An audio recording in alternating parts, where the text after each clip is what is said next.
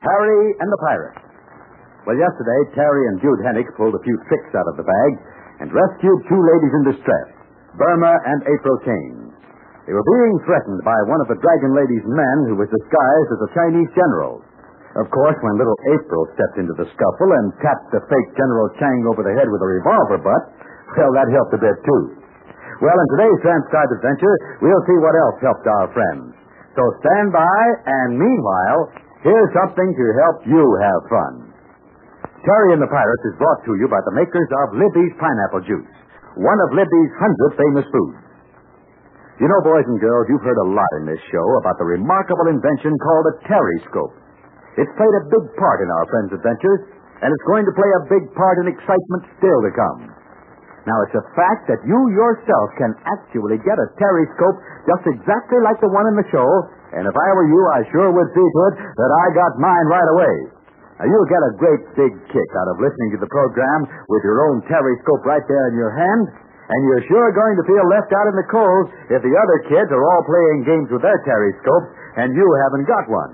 Now, getting your Terryscope is plenty easy thanks to Libby, who makes those swell-tasting juices you've heard me talk about.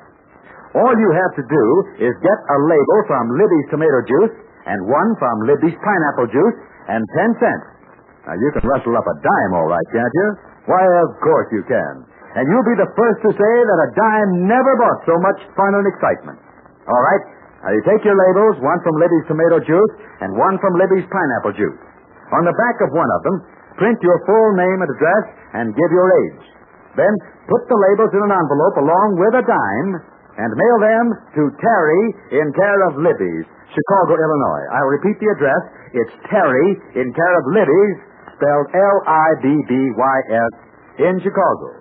Now, that's all you do to get your Terryscope, and if you're smart, you'll do it right now. After all, this offer is only being made for a limited time.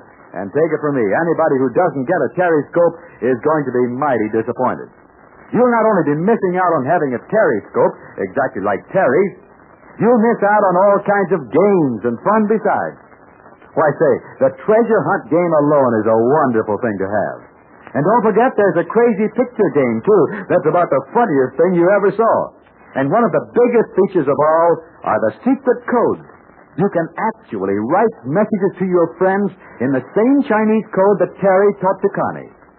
Well, any boy or girl who knows a good thing when he hears about it will send for his Terryscope. So remember the address. Terry, in care of Libby's, Chicago, Illinois. Send a label from Libby's tomato juice, a label from Libby's pineapple juice, and a 10-cent piece.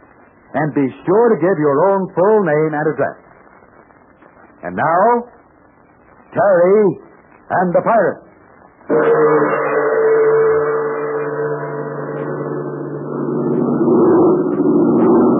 Yes, that's Jude Hennick's big American-made plane.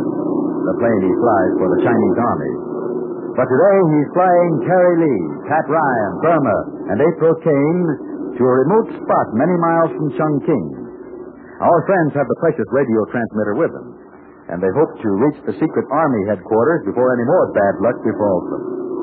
Jude is at the controls. Young Terry is in the navigator's seat beside him. Handsome Pat Ryan is nearby, trying to get comfortable.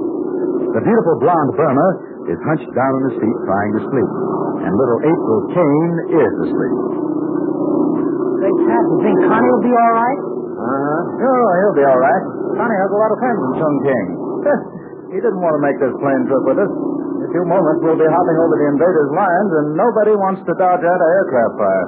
Yeah, but I'm afraid Connie will be lonesome for us. Yeah, don't worry about him. I'll be flying back to Chongqing regular now. I'll pick him up on one of these trips. How about Big Stoop? He'll be in Chongqing soon. If he gets away from Wuhan with his life. Well, I'll bring both boys, Connie and Stupid.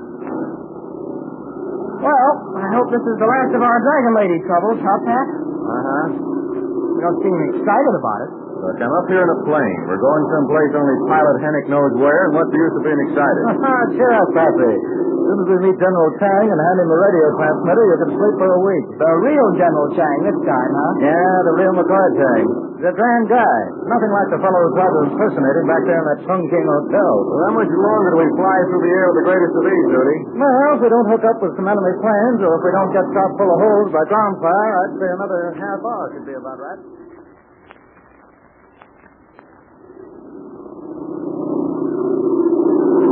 See those small puffs of smoke down there, gents? Yeah. Those are batteries. They're the aircraft guns, and they'll be popping at us in a minute. Well, can't we fly higher out of their range? No, not with the Lowther kind, Pat. Maybe I'd better wait Burma and April and tell them. No. What they don't know won't hurt them, and if one of those pom-poms hit us, they'll never know it anyway. Well, that's a nice, comfortable thought, Judy. I warned you folks when we were in Chongqing that there's no picnic. Well, what's the chances of swinging in a circle and avoiding the gunfire? No, then we run into the invaders' planes, small fast ships, and they be on me like a swarm of locusts.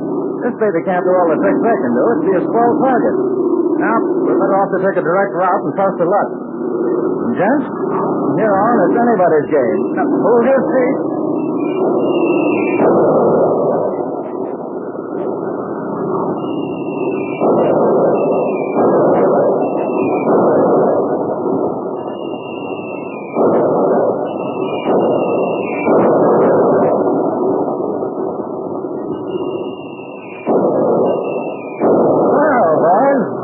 Baptism of fire in a great big way. You go through that very often, dude? No, only when I fly over the lines every few days. You get used to it. I'll take that any day to the things we've been through with the Dragon Lady. Well, that ain't our aircraft fire makes an awful racket, eh? Let's see how we dodged the bullets. We didn't. Not all of them. Look out there on the wing. Well, that'll be a... Say, the bullets went clean through it. Hey, if you guys will stop gathering for a moment, I'll set this crate down on terra firma. Yeah. Put Terry Lee on terra firma. That's all I ask. Quiet, you know, is it?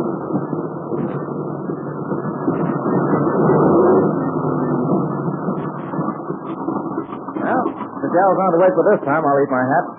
Come on. Let's meet the real General Chang and settle a few things. So this is the invention? Well, we owe you a great debt of gratitude, Mr. Hennigan. No, I didn't do much, General. You better thank these friends of mine, Pat Ryan and Terry Lee. Oh, dude, we didn't do anything. Yes, we did, Pat. All of us did. We went through a lot to get this invention here. But we don't want any thanks, General Chang. It shall be so, Mr. Lee. But in turning this amazing device over to the Army, you have given us a remarkable form of communication. Well, is it so important in this war over here, General? The most frequent cause for lost battles has always been the failure of communications. Napoleon met disaster at Waterloo because of that. In the World War I, the failure of communications caused artillery fire to sell its own infantry. And a small radio transmitter like this will help. Many small transmitters like this will certainly help us. Just a few minutes ago, you showed me a device you call a telescope. You can signal with it. That is a form of communication. You told me also about a secret Chinese code. Yes, and the Morse code. Both forms of communication. But however, to return to the subject, until this army does a complete and accurate job of its communication, no battle can be won. Remember that. Well, if we've settled everything, I could do with a bath and something to eat. Not very sleepy. There you see. The invader is always to be reckoned with. Yeah, that's an air raid warning. Say, where do we go? I mean, there is no hurry. Mr. Lee... we should call me Terry, sir. I'm not used to being called Mr. Lee. Oh, very well. Terry. As I was about to say, gentlemen, communications are important. This is an instance of it now. The invaders' planes are many miles from us, and yet our signalmen have spotted them. And when they arrive with their bombs and terror, we shall be ready for them. But do come with me, gentlemen. I will personally show you to your quarters.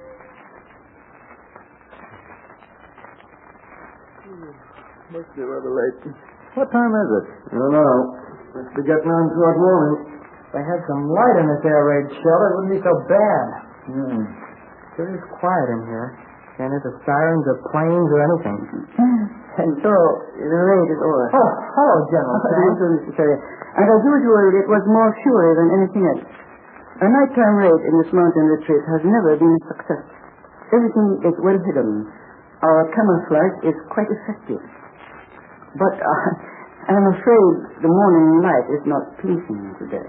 Why? What's the matter? The weather has turned cold. You will need warm clothes to make the trip. Trip? What trip? Well, obviously it is not possible for you to share the hardships of this headquarters camp. Well, of course, we can fly back to Plum King in my plane. No, I'm afraid that is out of the question, Mr. Hennick. Oh, how come? The air raid caused some damage at the landing field, and one of the bombs scored a direct hit On my plane? Unfortunately. Say now. That's tough, dude. But there is a small town about 40 miles from here, back in the mountains. A new landing field is being prepared. Yes? And I have arranged to transport you gentlemen and the two ladies to this town. The name is Min Chao, near the foothills of the Kunlun Mountains. And how long will we have to stay there, General? Well, that I cannot say at the moment. But you will be safe and warm, and you will have food and clothing. Well, we'd better see things the General's way. Bess, we're lucky to be alive and able to grumble. Well, what do we do when we get there? Well, you may be interested in a special project we have there. But I will tell you about that later. I shall be in Min Chao myself very soon. Are there any Americans in Min Chao, sir? Oh, yes, indeed. It is quite a visit, yes. You see, the invader has not yet discovered how important it really is. Oh, but there, come. I have warmer garments for all of you. It is well you get started along the road in the daylight. It is a dangerous journey at best. Yes, it is a dangerous journey, and none of our friends even realize how dangerous. But you shall know. I'll give you a clue in just a moment. So stand by. Here's a tip for every one of you kids who wants a periscope just like the one used in the show. All you need to get a periscope like that one, a periscope with 8 special features, is 2 Libby's labels and 10 cents. Now, tomorrow's Saturday is a day when your mother is just about certain to be buying things at the grocery store. So why don't you do this? Why not ask her right now to put Libby's tomato juice and Libby's pineapple juice on tomorrow's grocery list? Those are the labels you need to get your periscope. And believe me, you won't have any trouble persuading Mother to get them for you. Libby's juices are so inexpensive, so easy to fix, and so good for you and all the family, why your mother will be glad to remind you to get them. So just you take the labels off the cans, one from Libby's pineapple juice and one from Libby's tomato juice. Print your full name, address, and age on the back of one, and mail them with 10 cents to Terry in care of Libby's, Chicago, Illinois. That's the way to get your periscope. The way to help yourself to loads of fun and thrills. So get your order in, kids, without any more delay. Address Terry in care of Libby's, Chicago.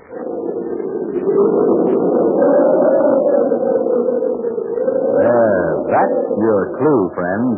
The wind. The wind and the snow. Something that paralyzes friend and foe alike. Mother Nature can beat all the armies in the world, and she always wins, always. So, if you want to thrill a minute, then join Terry and his friends as they start out on the cold, perilous journey to the foothill town of Min Chao on next Monday's Transcribed Adventures. Here is excitement more hair-raising than all the air raids put together.